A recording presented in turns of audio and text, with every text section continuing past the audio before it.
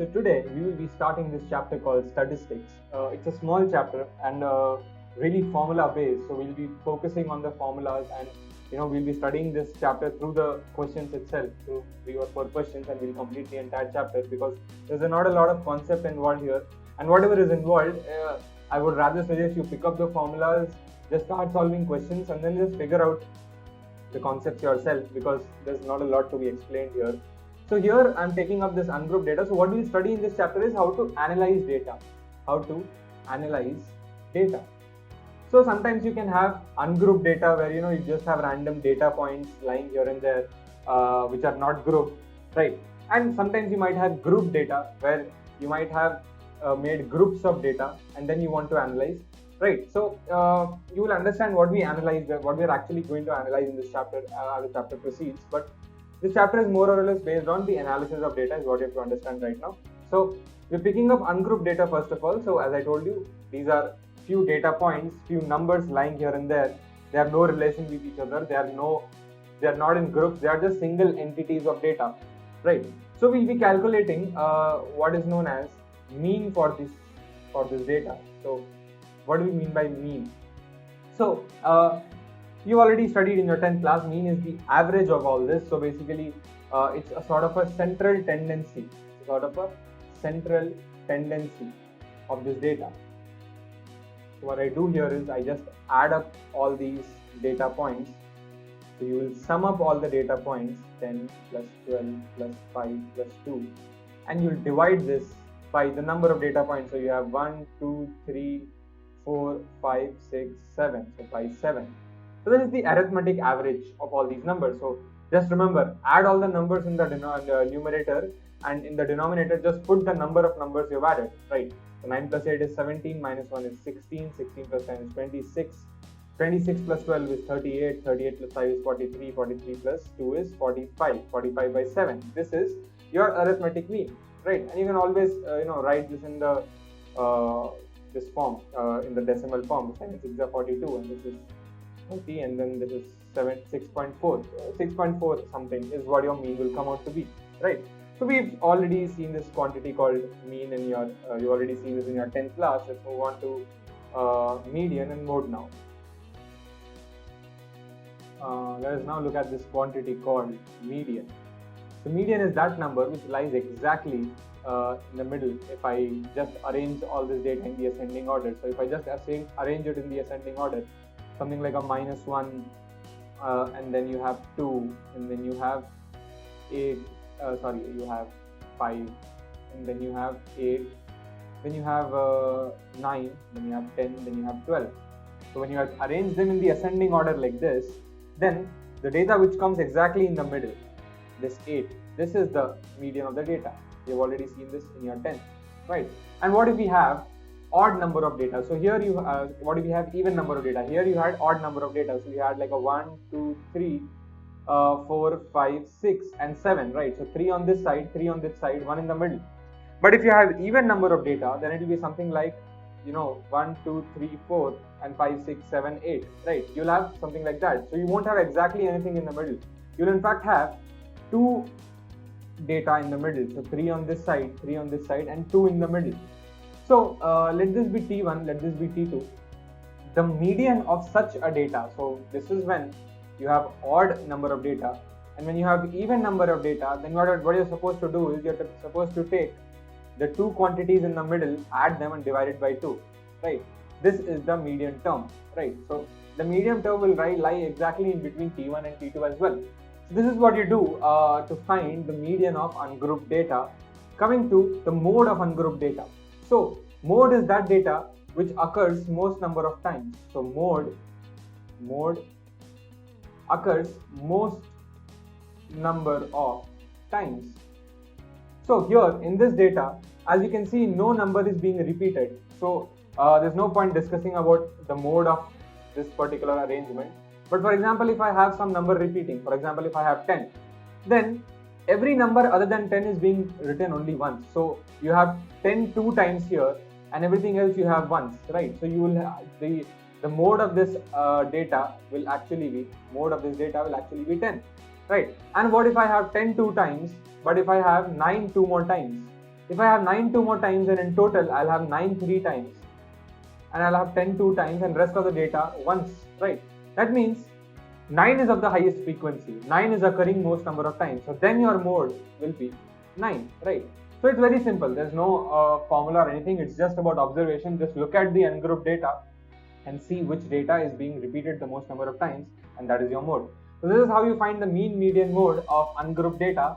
Let us now look at measures of dispersion of ungrouped data. So let's look at this concept called measures of dispersion. We are starting with ungrouped data. Later we will look at this particular thing for grouped data as well, right? For this ungrouped data, we saw how to find mean, median, mode, and now we are seeing measures of dispersion, and we'll be doing the same thing for grouped data as well.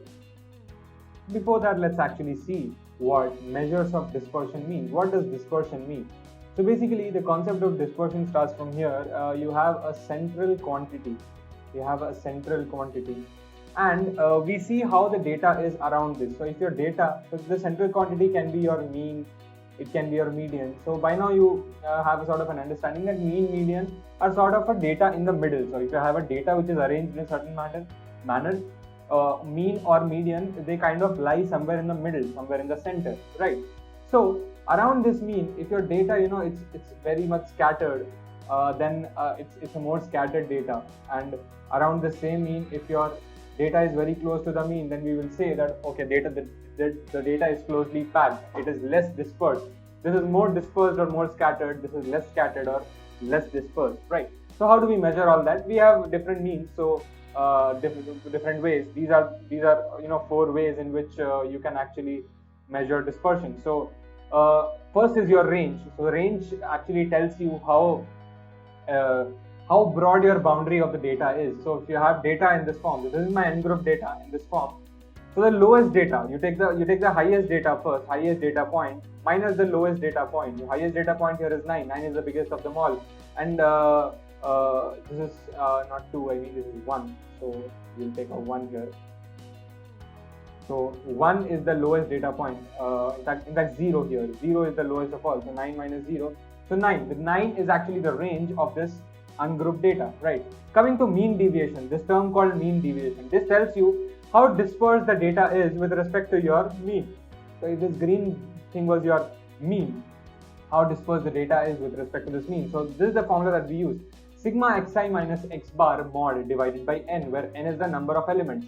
Xi is each element, and x bar is your mean. So basically it's like I'll take a data, so that's my x bar, that's my xi. I'll subtract the mean from it, take the mod, plus I'll do that for all data. That's why this sigma means sum. I'll keep adding this for all the data. So mean is 5, as you can see here, the mean is 5. You already know how to calculate mean, so I'm not getting into that. This is 5 minus 5 plus 7 minus 5 plus 1 minus 5 divided by the total number of observations, and that are 1, 2, 3, 4, 5, 6, right? So it's 6. So this 8 minus 5 is basically 3. So 8 minus 5 is 3, 9 minus 5 is 4, 0 minus 5 is minus 5, but we're taking a mod, so it's plus 5. 5 minus 5 is 0, 7 minus 5 is 2, and 1 minus 5 is minus 4, but we're taking a mod, so it's plus 4. 4 plus 4, 8, 8 plus 2, 10, 10 plus 8, 18. So this data sums up to 18. So 18 by 6 is basically your mean deviation. So 18 by 6, which is 3. This is your mean deviation with respect to the mean. So it's represented as mean deviation with respect to mean. Similarly, we also have mean deviation with respect to median. So what I will do is this formula will tell me how scattered the data is with respect to your median. So if this green thing was not mean and it was median, then how is your data arranged with respect to this median? So instead of x bar, I'll do the same thing, but I'll take median. So 8 minus 6 mod plus 9 minus 6 mod plus 0 minus 6 plus 5 minus 6 plus 7 minus 6 plus 1 minus 6. Right. So this is divided by total number of observations, and that's 6. So here 8 minus 6 is 2, 9 minus 6 is 3, 0 minus 6 is minus 6, but there's a mod, so plus 6. 5 minus 6 is 1, 7 minus 6 is 1, and 1 minus 6 is 5 because you're taking a modulo. So this is 2 plus 3, 5 plus 6, 11, 11 plus 1, 12, 12 plus 6 is 18. So this is again 18, 18 divided by 6, which is 3.